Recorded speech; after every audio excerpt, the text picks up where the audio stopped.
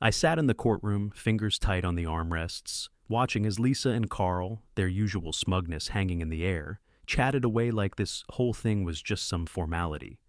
I wasn't surprised. The divorce had been her idea from the start, and she'd been playing this game long before we ever set foot in this place.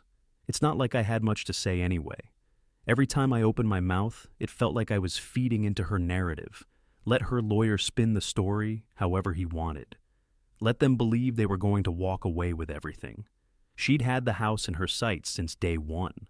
Not a damn thing had changed since then. I could feel her eyes on me. She glanced over for a second, that cocky little smile spreading across her face. But never a real acknowledgement. Nothing that said she saw the toll this whole thing had taken on me. Nothing that showed she understood the weight of her actions. It was all about the next step for her. This wasn't about love or fairness. It was about keeping up the charade, and she was damn good at it. I looked back at her, silently. She probably thought I was defeated. Maybe I was. But I wasn't going to let her think for 1 second that she had me in the palm of her hand. She'd manipulated everyone, her lawyer, the judge, even me. She had this way about her, a charm that wrapped people around her finger. But I wasn't blind to it anymore. The case at hand wasn't small. Business investments, real estate, joint finances, all of it on the line. But Lisa already had it in her mind that she was walking away with the lion's share. I'd be lucky to get a few crumbs, and I just sat there, watching her, waiting. She wasn't going to get away with it this time. The memory hit me like a punch to the gut. A few years ago, Lisa and I sat across from each other in a sterile family law office, her face all practiced calm, like this was some routine errand. A signature here, a signature there. But something about that moment, I'd missed it then. Now, looking back, it was so damn obvious. She'd been going on about the prenup, like it was some sort of protective measure for both of us. She smiled at me, that soft, comforting smile she used when she knew she was going to get exactly what she wanted. "We just need to think about the future, Greg," she'd said, her voice saccharine and smooth, like she was talking to a child. "We're building something here, and we can't let emotions cloud the practical stuff." I'd raised an eyebrow, the gnawing feeling in the pit of my stomach growing stronger. There was always an underlying tone with her. Like, I was supposed to be grateful she was doing me a favor by suggesting this. But she knew I didn't like to make waves. I hated confrontation. So, I'd stayed quiet. "Don't worry about it," she continued, her hand reaching across the table to gently pat mine, like she was calming a nervous animal. "It's just paperwork. We're in this together, and a prenup will help make sure everything stays fair. No harm in being cautious." I couldn't exactly argue with that. Being cautious seemed like the smart move, but then came the part that now made my blood run cold. "Let's just move everything into a shared trust for tax purposes," Lisa said, her voice casual. "It'll make things simpler. We'll be fine, I promise." She barely even looked at me when she said it, flipping through the papers with a practiced ease, like this wasn't even a decision she was making for both of us. It was her decision, and I was just supposed to follow along. I hadn't even thought twice about it then. I just nodded along, trying to avoid making things awkward. She was the one who handled the financials after all. I trusted her, maybe too much. The lawyer, sitting there quiet and professional, never once pointed out how risky it was, how moving all our assets into one shared account could come back to bite me. But Lisa knew what she was doing. She was setting everything up for her benefit, slowly and carefully, while making me feel like I was the one being unreasonable for asking questions. "You trust me, right?" she'd said, that same soft smile, the one that made me feel like I was doing the right thing. "This is about our future. I just wanted peace, and so I signed. I didn't fight her. I didn't push back. The thought of upsetting her, of creating a rift, it just wasn't worth it. I didn't know then, but I see it now. She was stacking the deck in her favor, setting up her exit plan in case things didn't go the way she wanted. Back in the courtroom, I snapped out of the memory. I'd been staring at Lisa this whole time, and she was still looking right back at me, that same smug, confident expression in place. It was like she hadn't changed at all, still thinking everything was in the bag. But this time, she was wrong. This time, I wasn't going to just let her have her way. I sat back in my chair, my jaw tight. It wasn't about the money anymore. It wasn't about the house or the cars or any of that. It was about something else now, something deeper. It was about watching her finally face the truth of what she'd done, and knowing I had the tools to make her face it. I wasn't saying a word. I didn't need to. Let Carl keep talking. Let Lisa keep smiling. I didn't need to play her game anymore. She'd set it all up, but I was the one who was going to finish it. And I wasn't going to make it easy for her. The air in the courtroom thickened, like the whole place was holding its breath. I didn't need to look around to know everyone was waiting for something. And then it came. My lawyer stood, a calm figure in a sea of tension. I didn't need him to speak. I already knew what was about to happen. But when he opened his mouth, it was like the floodgates had been breached.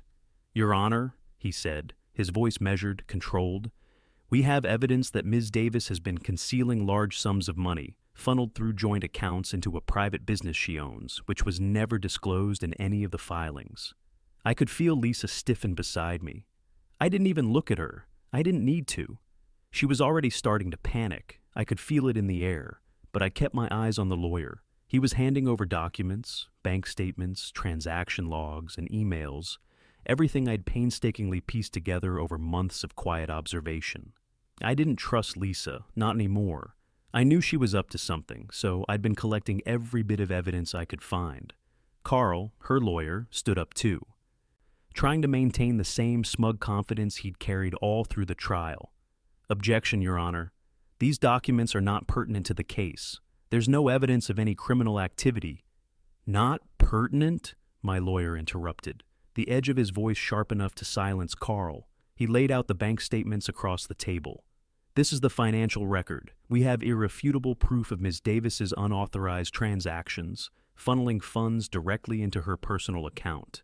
An account that, as we have already established, was never disclosed. It's not about the money, Your Honor. It's about the breach of trust and the intentional hiding of assets." Carl faltered, looking over at Lisa, who had turned pale. Her confident posture, the one she'd kept up since day one, was gone. In its place was something I hadn't seen in years: panic. She was scrambling now, her mind working overtime to get a grip on the mess she'd just walked into. I didn't say a word. I just watched. She couldn't cover this one up. Not with all the evidence in front of her. Not this time.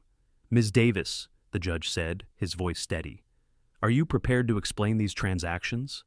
Lisa opened her mouth, but nothing came out. She glanced at Carl, who had his head down, avoiding her gaze. Then she turned back to me. There it was again. Her desperate attempt to regain control. Her eyes met mine, and I saw it. The raw realization that she'd been exposed. I stayed still, leaning slightly forward in my chair, calm, detached. I didn't gloat. I didn't feel the need to. The truth had spoken for itself.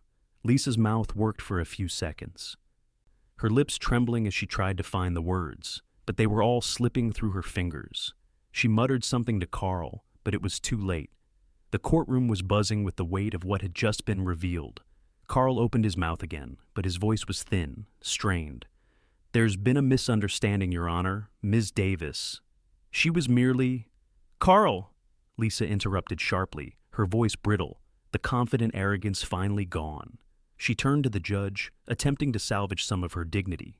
"There's a mistake. I don't—" She stopped, her voice faltering as she glanced at the evidence again. The emails she'd thought were long buried now laid bare for everyone to see. I didn't have to say anything. The damage was already done. I just sat back and watched, letting the storm unfold. I wasn't here to twist the knife. I wasn't here to make her feel worse. She'd done that all on her own. Carl shuffled back to his seat, glancing nervously at Lisa. The court was silent, waiting for her to speak, to explain how the hell she was going to talk her way out of this one. But she had nothing. The money, the hidden business. It was all right there, clear as day. Lisa's eyes were darting around now, like she was searching for a way out. But there was nothing. No smooth talk, no charm, no smile could fix this. She had lied. And now everyone in that courtroom knew it. I felt a small, cold knot in my chest, but I didn't let it show. I'd never been one to let emotions rule my decisions. And right now, I wasn't about to let this mess shake me. I wasn't going to let her see how much it stung, because she knew. She knew exactly what she'd done. Lisa turned her gaze to me again, that momentary vulnerability flickering across her face before she quickly masked it. But I could see it. I knew the game she'd been playing, the lies, the manipulation, and now it was all falling apart. She opened her mouth again, but this time she didn't speak. She just sat there, silent. And in that silence, the court saw her for what she truly was. Not a victim, but the one who'd orchestrated it all. I didn't need to say a thing. The night I spent with Alan felt like the longest of my life. I'd called him up, a longtime friend who owed me a favor. He was a forensic accountant, sharp as hell, and he was the one person I could trust to go through Lisa's financials with the kind of precision I needed. Alan had worked in corporate fraud investigations for years, so when I told him I suspected something was off, he didn't hesitate. He'd agreed to help me track the money, and he didn't waste any time. He came over that night, bringing stacks of paperwork, spreadsheets, and his usual calm demeanor. I could tell by the way he looked at me, though, that he knew what I was about to find. "Start from the beginning," Alan had said, sitting across from me, his hands moving through papers, his glasses catching the light of my desk lamp. "What's the first thing that tipped you off?" I leaned back in my chair, the weight of it all sitting heavy in my chest. I ran through it in my head again. The discrepancies in our joint accounts, the weird deposits into a private account under Lisa's name only, which she had never disclosed. It had seemed small at first. Maybe it was just her keeping things separate for some reason, just a convenience, a mistake, something that could be explained away. But then there was more. I found more deposits and they kept growing, larger sums. And that private account? It was linked to another, one that wasn't even registered in her name. "I saw it last month," I told Alan. "A deposit of $10,000 into that private account. No explanation." She didn't mention it. I let it slide at first, but it kept happening. Alan nodded, pushing up his glasses and pulling up a spreadsheet on his laptop. "You're right. This isn't a small mistake, not by a long shot. We spent hours that night going through the transactions, every transfer, every purchase. It wasn't just small sums of money. She had been moving it around, offshore accounts, luxury items purchased under false pretenses.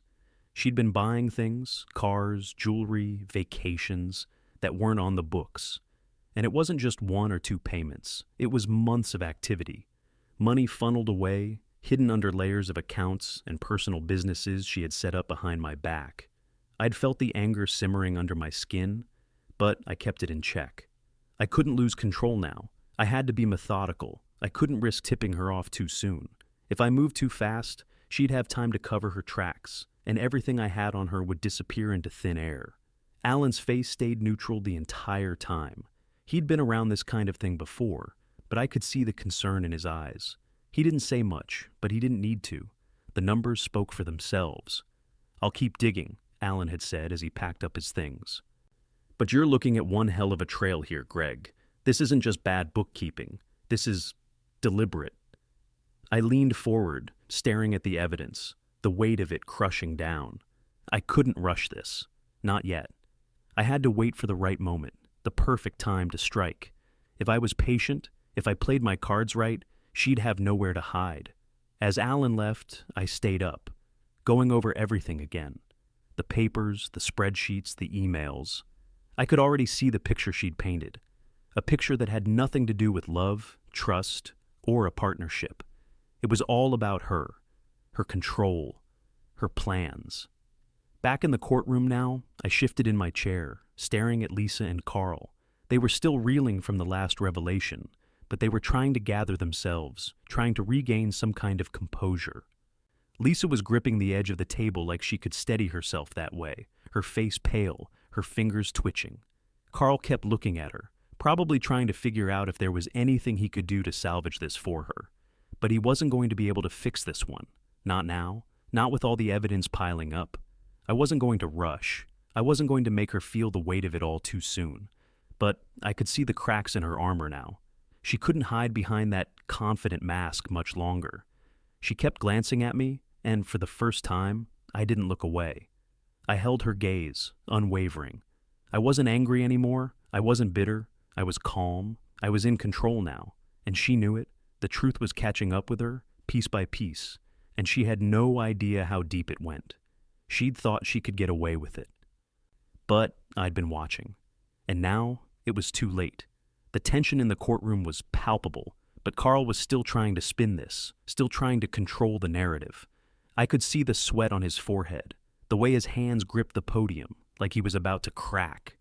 "Your Honor," Carl began, his voice a little too forceful. "It's clear from these documents that Greg Davis is the one mismanaging the funds.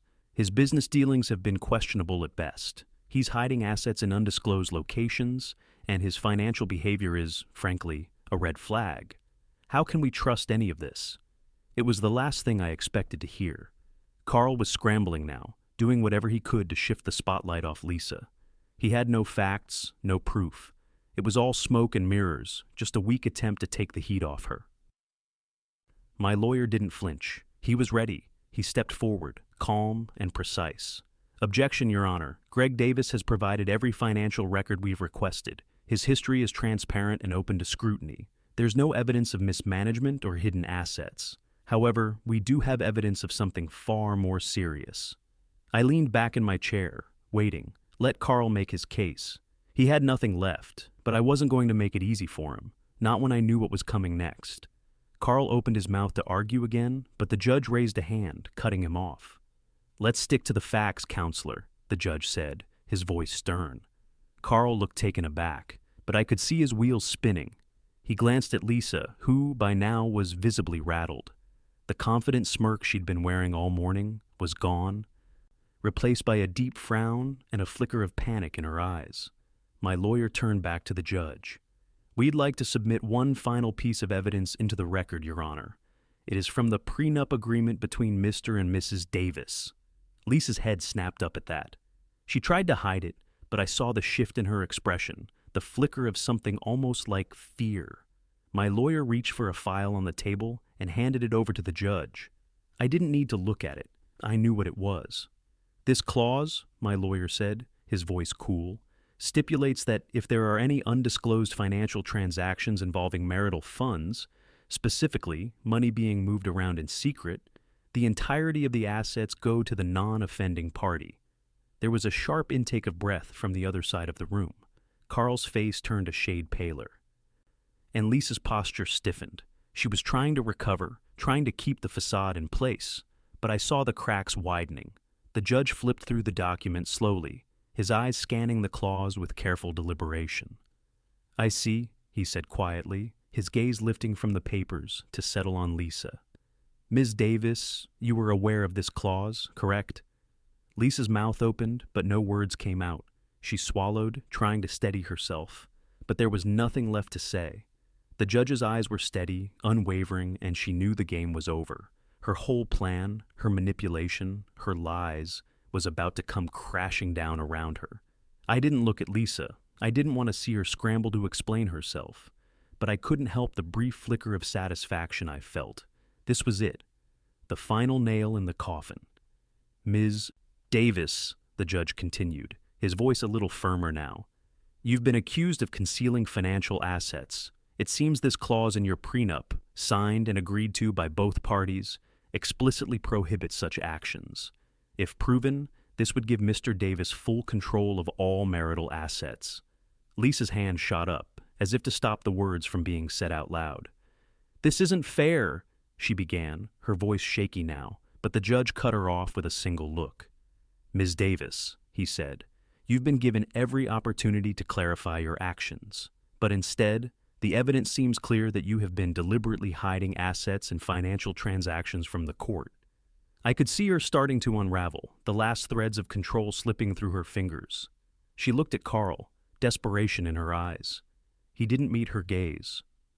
He didn't have any more tricks to pull. Nothing could fix this now. I didn't feel any joy in watching her fall apart. The truth wasn't a weapon for me to wield. It was just the truth. And it had finally caught up to her. Lisa's hand shook as she set it back down on the table, trying to regain some composure, but it was over. I could see it in the way she couldn't even meet my eyes anymore. Carl made one last attempt to salvage things, but it was clear that even he knew it was futile. The judge wasn't interested in his defense, and the weight of the evidence had already shifted everything in my favor. I stayed silent. There was nothing left to say. I stood up slowly, not in a rush, just letting the weight of everything settle. The courtroom was silent, everyone watching, waiting. I walked to the front, approaching the judge with the stack of documents in my hands. I could feel Lisa's eyes on me, but I didn't look at her. Not yet. I placed the prenup on the judge's desk, the papers crisp and neatly arranged. Then I slid the supporting documents, the bank statements, transaction logs, the emails, right next to it. Each piece fell into place with a deliberate finality. I didn't say anything. I didn't have to. The judge didn't rush either. He simply picked up the papers and started reading through them, his eyes scanning each line. There was no urgency in his movements, no sign of disbelief, just methodical attention. And I could see from the way he nodded slightly as he read that it was all becoming clear to him. Lisa shifted in her seat. Her leg was bouncing now, her hand pressed against her mouth as she looked from Carl to the judge, her whole demeanor unraveling by the second. She tried to open her mouth, her voice shaking as she leaned toward Carl. "Carl, you have to—" But the words didn't make it past her lips. She couldn't make it sound like she was in control anymore. Carl, who had been trying to hold his ground this entire time, looked at the judge, his face pale. It was like something had clicked for him, like the full weight of the situation was finally settling in. He didn't say anything. He just sat back, the fight leaving him. He knew it was over. I stayed calm, watching, waiting for the judge to speak. The papers had already done their work. It wasn't about what I said now. It was about what had already been revealed. Finally, the judge set the documents down, taking a slow breath before looking at Lisa. The air in the room was thick with anticipation. "Ms. Davis," he said, his voice steady but pointed. "You've seen the evidence. I need to ask you directly. Did you authorize these suspicious financial transactions?" Lisa's hands were trembling now. I saw her mouth move, but there was no sound. She tried to compose herself, to pull something together, but it was too late. The damage had already been done. The courtroom was still, waiting for her response. But Lisa just sat there, silent, her eyes darting between Carl, the judge, and me. She knew she had no answer. She knew she couldn't deny it. Not anymore. The judge waited a moment, but when she didn't respond, his gaze hardened. "Ms. Davis," he said again, a little more firmly this time, "you are under oath. Did you authorize these transactions?" Still, nothing. Lisa's lips parted, but there was no fight left in her voice, no confidence, no charm. She glanced at Carl one last time, but he didn't meet her eyes. He knew the game was over too. The judge didn't wait any longer. He turned his gaze back to me, then to Carl. "I believe we've seen enough." There was no more need for words. The moment had passed. The truth was out. Lisa had no ground to stand on. I didn't feel relief. I didn't feel anger. I felt nothing. The victory wasn't in winning. It wasn't about beating her. It was about the quiet satisfaction of knowing I'd played it right. And I had the patience to wait. I wasn't going to rub her face in it. I wasn't going to make her feel worse than she already did. That wasn't the point. But she couldn't hide behind the mask anymore. And that was all I needed. The judge didn't wait long to speak. "I believe all matters in this case are now clear. The evidence speaks for itself," he said, glancing between Lisa, Carl, and me. "We will now submit everything into the official record." It was done. The weight of it settled over me, but there was no sense of relief, no victory dance. This was just the quiet aftermath. My lawyer moved swiftly, handing over the stack of evidence, Lisa's transaction history, her email correspondence, the paper trail that connected every dishonest move she'd made. It was a clean sweep, every corner of her deceit laid bare for the court to see. I glanced over at Lisa. She hadn't moved. Her back was slightly hunched now, shoulders slumped in a way I'd never seen before. The woman who used to walk into a room with a sense of entitlement, a smile that could charm anyone, now looked small. She couldn't hide from this anymore. She turned to face me, eyes meeting mine for a second, then quickly looking away. There was nothing left in her gaze, just a defeated emptiness, like she was trying to reconcile the version of herself she'd built with the mess she'd created. It didn't take a genius to see that she was trying to figure out how to get out of this, how to save face, but there was no getting out now. I sat back in my chair. There was nothing to say, nothing left to do. She had the chance to make this right. She chose not to. Suddenly, Lisa stood up, jerking the chair back, her hands shaking. Her voice cracked when she spoke. "Your Honor, I request a break. She stopped, her words trailing off, her breath coming too fast. The judge didn't even flinch. His expression didn't change. "The case has already been decided, Ms. Davis. There is no need for a break." His voice was calm, but the authority in it was clear. Lisa froze, her face pale, and for a moment, I thought she might say something else. But she didn't. She just stood there for a beat, her body rigid as if she couldn't quite believe what had just happened. She opened her mouth again, but nothing came out. Carl, looking even more defeated than before, leaned over to Lisa, whispering something urgently. I couldn't hear the words, but it was clear he was trying to salvage whatever dignity he could for her, trying to offer a last-minute defense that everyone knew wouldn't work. Lisa didn't respond. She just stared at him blankly, her eyes vacant as she processed the collapse of everything she thought she could control. I didn't look at her again. I didn't need to. My silence was the statement. It was enough. Carl gave up, slouching back in his chair. There were no more words to offer, no more strategies to concoct. Lisa had no cards left to play. The courtroom had seen it all, the lies, the manipulation, the calculated deceit. And now it was over. I remained still, my eyes fixed forward, letting the weight of the moment settle in. There was nothing more to say. The truth was too loud now, too heavy to ignore. Lisa turned away from Carl, eyes glazed, and slowly sank back down into her seat. She looked smaller than I'd ever seen her. There was no mask left, no charm to fall back on. All she had now was the weight of her own actions pressing down on her, and no way to explain away what she'd done. I wasn't going to rub it in. I wasn't going to throw this in her face. It wasn't my style, but I wasn't about to offer any sympathy either. She'd created this situation, built it brick by brick, and now it was hers to deal with. The judge nodded to my lawyer. "We'll proceed with the final ruling shortly. I suggest we take a brief recess while the paperwork is prepared."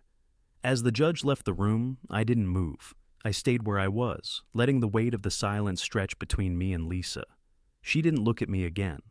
She didn't even seem to notice the quiet around her. She was somewhere else now, lost in her own mind, scrambling for answers that weren't there. Carl didn't say anything either. He sat, his hands clasped in front of him, his shoulders sagging in defeat. And I stayed exactly where I was, letting the quiet speak for itself. The courtroom emptied out, but the air still felt thick with the tension that had been building all morning. I stepped into the hallway, the cold light from the overhead bulbs making everything feel distant and clinical. I wasn't in a rush. There was no reason to hurry. Lisa and Carl were standing off to the side, talking quietly. Lisa's back was turned to me, but I could still see the way her hands were trembling as she clutched her papers to her chest. She was barely holding it together, the reality of it all sinking in. Carl's voice was low, but I could hear the frustration in it. He was trying to reassure her, but she wasn't listening. I didn't need to hear the words. I could see it in her posture, the way she looked small, fragile, like someone who'd been knocked off a pedestal they hadn't earned in the first place. I walked past them, my lawyer by my side. He turned to me with a look of quiet satisfaction. "The ruling's in, Greg. It's exactly what we expected. You're awarded full custody of all shared assets, real estate, retirement funds, everything." I nodded, but it didn't feel like a victory. The ruling was just confirmation. The truth had already spoken loud and clear. Still, there was a part of me that felt a small sense of relief. No more pretending, no more waiting. It was done. We continued down the hallway, and just as I was about to exit the building, I heard her voice behind me. "Greg!" I didn't turn around. I knew what was coming. I'd known this moment would come for days. She was going to plead. She always did. She always thought she could talk her way out of it. "Greg, please," Lisa said, her voice shaking. "Can we just talk for a second? I didn't mean for this to happen." I didn't stop walking. I didn't look at her. "Greg, please," she repeated, more desperate now. "I'm sorry. I wasn't thinking straight. We can fix this, can't we?" I shook my head, my jaw tight. "No," I said quietly without turning around. "There's nothing to fix." I kept walking, my footsteps echoing in the empty hallway. "Greg, please don't do this," she called after me, but I didn't stop. I didn't look back. There was nothing left to say. The door to the outside opened, and I stepped into the fresh air. It wasn't a relief exactly, but it felt like I could breathe again. The whole ordeal, the years of manipulation, the lies, finally done. But it wasn't about winning for me. It wasn't about getting some sort of retribution or even feeling like I had some moral high ground. It was about getting to the truth, about playing the long game and watching her undo herself. As I got into my car, I caught a glimpse of Lisa standing there in the hallway, watching me. She was still frozen, still grasping at straws. I could hear the faint sound of her voice pleading, but I didn't hear the words anymore. It wasn't about her anymore. It was about what I'd done to get here, how I had stayed calm, collected, watching from the sidelines while she played herself. And it wasn't about gloating or feeling superior. It was about knowing I'd made it through without getting swept up in the chaos she'd created. Over the next few weeks, things started unraveling for her. I didn't see it at first, but I heard about it. Friends stopped calling. People who had once followed her every move now avoided her. Her calls ignored. Her text is unanswered. I knew that her carefully curated life, the one where she was the center of everything, was slipping away. But I wasn't a part of it anymore. I'd stepped out of her world a long time ago. Her family? They started distancing themselves too. I knew she was starting to feel that loneliness creep in. The kind of loneliness that wasn't temporary. The kind that sticks around when you've burned all the bridges and nobody wants to hear your side of things anymore. And I just kept moving forward. I didn't look back, and I didn't need to. I wasn't interested in any of the wreckage she'd left behind. The only thing that mattered was what came next. I'd gotten what I wanted, not the house, not the money, but the quiet satisfaction of knowing I had played this the right way. No noise, no drama, just patience and truth. The rest was hers to figure out. The judge stood, and the room went silent again. He didn't need to say much. Everyone already knew how this was going to end. After reviewing the evidence and considering the facts presented in this case, he began, his voice clear and deliberate. The ruling is as follows. Mr. Greg Davis retains full ownership of all marital assets, real estate, business interests, joint accounts. Ms. Lisa Davis will retain only her personal vehicle and a few non-marital possessions. I kept my face neutral. No triumph, no relief. Just the quiet satisfaction of knowing I had done this the right way. She wasn't getting away with it, and neither was I.